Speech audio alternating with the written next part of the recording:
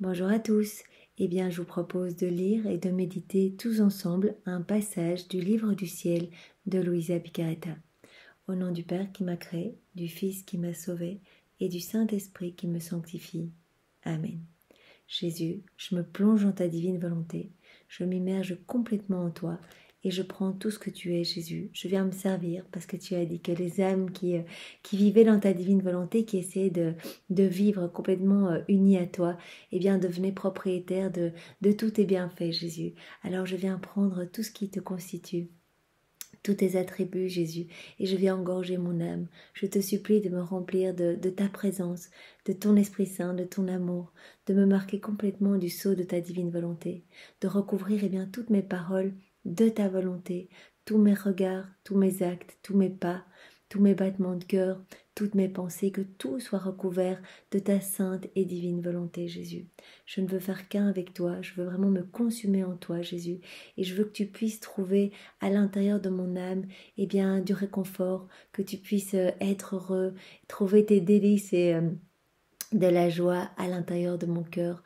Viens vraiment t'établir en moi et fais de ma vie une offrande pour ta gloire, Jésus. Je veux que toute mon humanité puisse transpirer ta présence, Jésus. Je veux dégouliner ton amour partout autour de moi. Viens particulièrement dans ce moment, Jésus, méditer ce passage du livre du ciel que tu nous donnes comme un précieux trésor. Tu veux vraiment que chacun des mots opère une transformation, opère une conversion profonde et que des âmes reviennent à toi. Alors Jésus, je suis disposée, mon cœur est ouvert pour recevoir. Dispose-le, vraiment, transforme-le pour que ce soit vraiment une bonne terre pour accueillir tes paroles de vie, Jésus, et que ces paroles puissent porter du fruit pour ta gloire, que je puisse vraiment les méditer, y penser souvent et vraiment les mettre en pratique, Jésus. Alors je te loue, je te bénis et je te remercie et au nom de tous dans ta divine volonté, avec ton amour, tes adorations, tes louanges, avec tes bénédictions, Jésus. Et j'implore ton Esprit Saint maintenant, remplis-moi de ton Esprit Saint et viens parler à travers ma bouche. Alors nous continuons et nous avons le passage, un passage qui était donné en octobre 1914. Alors Louisa est en train d'écrire les heures de la Passion et pendant qu'elle est en train d'écrire, elle se dit « Que de sacrifices il me faut faire pour écrire ces heures bénies de la Passion, surtout quand je dois mentionner certaines choses intérieures qui se sont passées entre moi et Jésus. Quelle récompense me donnera-t-il » Donc Louisa, vraiment, elle a du mal. Déjà dans beaucoup de passages du livre du ciel, elle n'aime pas écrire, elle n'aime pas se dévoiler. Il faut savoir que Louisa était jusqu'en première primaire, donc pour elle c'est vraiment un effort important d'écrire tout ce qu'elle vit avec Jésus, tout ce que Jésus lui enseigne. Et très souvent, elle demande à Jésus si elle peut omettre certains détails, par exemple de leur intimité. Et Jésus dit non, tout doit vraiment être écrit parce que chaque mot peut sauver une âme. Donc vraiment, chaque parole, chaque passage peut convertir. Donc vraiment, il faut que tu notes tout. Ce sont mes mots, je les ai bénis et ce sont vraiment une partie de moi-même. Alors Jésus répond à Louisa qui demande tous ces efforts, est-ce qu'ils vont être récompensés, tous ces efforts pour écrire ces heures de ta passion? Et Jésus lui dit d'une voix tendre et douce, ma fille, chaque mot que tu as écrit, je te donnerai un baiser, je te donnerai une âme. Je repris, mon amour, cela est pour moi, mais que donneras-tu à ceux qui les feront, à tous ceux qui vont méditer ces heures de la passion de Jésus, tous ceux qui vont vraiment en union avec Jésus, se plonger heure après heure dans tout ce que Jésus a subi dans son humanité pendant les 24 dernières heures de sa vie. Jésus dit à Louisa, s'ils les font avec moi, dans ma volonté, donc complètement unis à ma volonté, je leur donnerai aussi une âme pour chaque mot qu'ils réciteront. Donc vous voyez, c'est ce que nous demandons avant de commencer les méditations des heures de la Passion. Nous demandons à Jésus, comme il nous l'a promis, une âme par mot. En fait, l'effet sera petit ou grand, suivant la grandeur de leur union avec moi. C'est toujours le même principe. Si on ne s'unit pas, si on fait ces heures finalement en pensant à autre chose ou juste comme une lecture, il n'y aura pas tous les fruits que Jésus veut nous donner. Une âme par mot, c'est énorme, une âme par mot. Il va vraiment sauver une âme par mot. Donc, mais il dit que les fruits, eh bien, dépendront de l'union, de la grandeur de l'union de notre âme avec son âme, de notre volonté avec sa volonté. Donc si vraiment nous sommes complètement unis à Jésus, eh bien il accordera cette promesse d'une âme par mot. En les faisant dans ma volonté, la créature se cache en elle, s'immerge dans ma volonté. Et comme c'est ma volonté qui agit, eh bien je peux produire tous les biens que je veux, même à travers un seul mot. Une autre fois, je me plaignais à Jésus en constatant qu'après tant de sacrifices pour écrire ces heures, eh bien, il y avait très peu d'âmes qui les faisaient. Donc Louisa constate bien, que ça a été un gros travail pour elle, avec Jésus, d'écrire toutes ces heures de la Passion. Et voilà, elle voit qu'il y a très peu d'âmes qui s'y intéressent et qui les méditent. Jésus dit à Louisa, « Ma fille, ne te plains pas, même s'il n'y avait qu'une seule âme qui les faisait, tu devrais être contente. N'aurais-je pas souffert ma passion au complet, même s'il n'y avait eu qu'une âme qui allait être sauvée ?» Donc Jésus aurait souffert tout ce qu'il a souffert, même si il n'aurait sauvé qu'une âme par le biais de sa passion. Donc vraiment pour Jésus, une âme est tellement précieuse, tellement importante, qu'il dit, bien voilà, s'il y a même une seule âme qui médite ces heures de la passion en union avec moi, eh bien les fruits seront tellement énormes, son âme sera tellement baignée dans ma volonté, dans tout ce que j'ai vécu, elle sera tellement purifiée par mon sang et par les mérites de toutes mes souffrances, que ça vaudrait déjà la peine. Voilà. On ne doit pas omettre de faire le bien sous prétexte que peu de gens en profiteront. Le dommage sera du côté de ceux qui ne voudront pas en profiter. Donc voilà, même s'il y a peu d'âmes qui vont méditer ces heures, eh bien Jésus dit, on ne doit pas omettre d'offrir ce cadeau énorme aux âmes, même si voilà très peu s'y intéresseront, eh bien sous prétexte que peu en profiteront. Donc le dommage, donc ce qui va être triste, c'est pour toutes les âmes qui ne voudront pas en profiter, puisque c'est un cadeau et c'est une grâce, Jésus nous permet de nous unir à lui par le moyen de ces heures de la Passion et de venir vraiment baigner nos âmes dans tout ce qu'il a acquis, parce que à chaque heure, est attachée une multitude de fruits, une multitude de cadeaux pour l'humanité. Et à chaque fois que nous méditons ces heures, notre âme est recouverte et gorgée, reçoit tous ces cadeaux. Et à travers nous, toute l'humanité va pouvoir également les recevoir.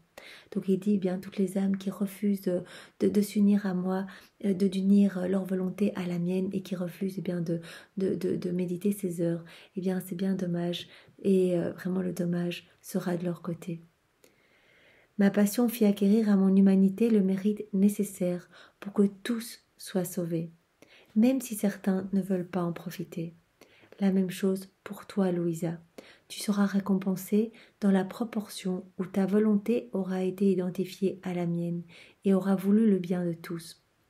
Donc vraiment, il appelle Louisa et à travers Louisa, chacun de nous, à nous unir complètement à Jésus lors de ces méditations et à souhaiter le bien pour tous, à souhaiter vraiment que toutes les âmes soient sauvées, que toutes les âmes regorgent de toutes ces grâces que Jésus veut donner.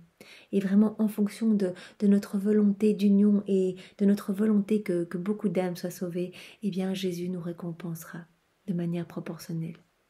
Tout le dommage est du côté de ceux qui, bien qu'ils en soient capables, ne les font pas, ces heures de la Passion.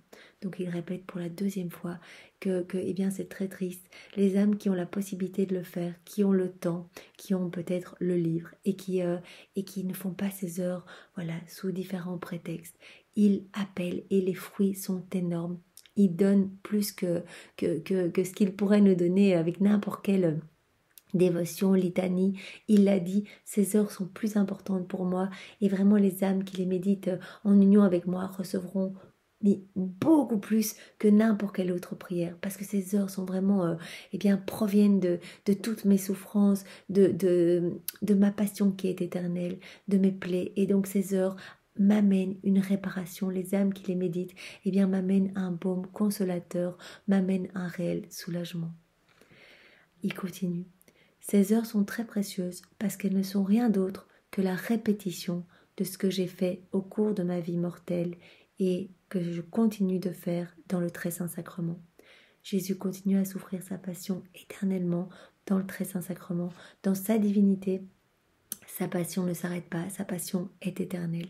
Et donc il dit, voilà, quand vous méditez ces heures, eh bien, vous répétez avec moi tout ce que j'ai fait au cours de ma vie et ce que je continue à faire. Donc ça me fait plaisir, il y a vraiment une vraie union, je ne me sens plus seule, moi qui me sens tellement abandonnée, rejetée de tous, eh bien... Je sens alors des âmes qui viennent me consoler, qui viennent près de moi, qui viennent répéter mes mots, qui viennent adoucir mes plaies, qui viennent s'unir à mes prières, qui viennent s'unir à mes réparations. Quand j'entends ces heures, eh bien j'entends ma propre voix, j'entends mes propres prières. Dans l'âme qui fait ces heures, je vois ma volonté, voulant le bien de tous et la réparation pour tous. Je me sens alors attirée à venir habiter en cette âme pour y faire ce qu'elle fait. Donc Jésus ressent tout. Au moment où nous méditons ces heures, il entend ses propres souffrances, sa propre voix. Et vraiment, il sent eh bien, que nous sommes là pour le consoler, l'aimer. Il se sent tellement attiré par les âmes qui méditent sa passion qu'il a envie de venir s'installer directement pour faire tout ce que ces âmes font. Parce que vraiment, il sent du réconfort en fait. Une union complète, il sent sa volonté dans les âmes qui méditent sa passion, puisque nous nous unissons complètement à ce que Jésus veut, c'est-à-dire sauver des âmes, réparer et glorifier son Père. Oh, comme j'aimerais que dans chaque ville, il y ait au moins une âme qui fasse les heures de ma passion. Je m'entendrai ainsi dans chaque ville, et ma justice, si indignée en ces temps, serait en partie apaisée. Donc il dit voilà, s'il y avait ne fût-ce qu'une âme par ville qui méditait les heures de sa passion, eh bien sa justice serait vraiment calmée, alors que vraiment sa justice est provoquée par toutes nos méchancetés, tous nos péchés, tous nos vices, nos iniquités. Eh bien Jésus, parce que ça fait partie de sa nature divine, il y a aussi eh bien, la justice divine. Eh bien, sa justice est complètement apaisée et calmée lorsqu'il entend des âmes qui réparent avec lui au nom de tous, qui prient avec lui au nom de tous, qui demandent pardon au nom de tous, qui l'aiment au nom de tous, qui le recouvrent eh bien, de l'amour de sa maman, de son propre amour au nom de tous. Donc il dit s'il y avait ne fût-ce qu'une âme, eh bien, toutes les villes et le monde entier seraient probablement épargnés des conséquences et des fléaux qui proviennent de ma justice. Un jour, alors que j'en étais à l'heure où la céleste maman participa à l'ensevelissement de Jésus, je me tenais près d'elle pour la consoler.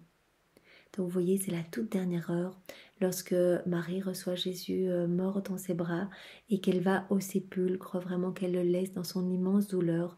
Et c'est tout, et bien aussi le passage de la désolation de Marie.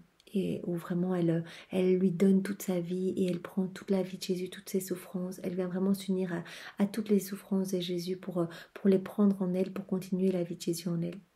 Et donc Louisa est en train de méditer sur cette heure et elle est près de Marie, elle est en train de la consoler. Et elle dit, en fait, je ne faisais généralement pas cette heure et j'hésitais à la faire. Là, elle hésite à la faire. Sur un ton suppliant et plein d'amour, Jésus béni me dit « Ma fille, je ne veux pas que tu omettes cette heure-là. Tu la feras par amour pour moi et en honneur de ma maman. Sache que chaque fois que tu la fais, ma maman se sent comme si elle revivait sa vie terrestre et elle reçoit la gloire et l'amour qu'elle me donnait. Quant à moi, je ressens sa tendresse maternelle, je ressens son amour et je ressens toute la gloire qu'elle me donnait. » Donc vous voyez que chaque heure est importante. Jésus reçoit de nouveau de la gloire, reçoit de l'amour, reçoit des réparations. Et même cette dernière heure où on a l'impression qu'elle ne fait pas partie des heures de la passion de Jésus, Jésus dit que sa maman reçoit de la gloire, que lui reçoit l'amour, l'affection de sa maman et la gloire que sa maman lui a donnée à cette heure-là. Donc vraiment, nous répétons par les méditations de ces heures tout ce que Jésus a acquis comme fruit pour l'humanité. De plus, je te considère comme une mère quand tu médites cette heure. Vraiment, comme nous répétons toutes les paroles de la Vierge Marie, que nous sommes vraiment unis à elle pendant cette dernière heure, cette heure même, cet appendice où elle console Jésus, où elle est en désolation plutôt, Jésus, comme il entend à nouveau ces paroles, il ressent à nouveau l'amour de sa maman et il va nous considérer comme sa propre mère, puisque nous sommes vraiment unis à sa maman. Et il va venir nous donner eh bien, tout ce qu'il a donné à sa maman, il va venir nous recouvrir de toutes ses grâces, de toutes ses bénédictions, de tous ses bienfaits. Ensuite, il m'embrassa et il me dit avec une grande douceur, « Ma maman, ma maman ». Et il me murmurait tout ce que sa douce maman fit et souffrit durant cette heure. À partir de cet instant, aidé de sa grâce, je n'ai plus jamais omis cette heure. Donc vraiment, le Seigneur nous appelle à vraiment nous unir profondément et de tout notre cœur à chacune des heures de sa passion. C'est pour ça que c'est tellement important et que je vous invite à tous les jours, vous voyez que ça prend pas tellement de temps, vous unir de toutes vos forces, vraiment vous immerger en Jésus, prendre toutes ses prières, prendre toutes ses réparations, prendre eh bien, son souffle, sa compassion, ses douleurs, prendre tout, vous unir à lui et méditer 1 heure par jour. Voilà, et comme quand vous arrivez à la dernière heure, eh bien vous recommencez à la première. Et c'est donner un petit moment à Jésus. Et cela permet vraiment à sa justice de se calmer. Cela permet à Jésus eh bien, de venir se reposer dans nos âmes, de venir eh bien, trouver un vrai réconfort. Donc voilà. Eh bien, n'oublions plus jamais de nous unir à Jésus et offrons-lui eh bien, ce temps d'amour au nom de tous. Au nom du Père et du Fils et du Saint-Esprit. Amen. Eh bien, soyez tous bénis et passez une belle journée. Au revoir.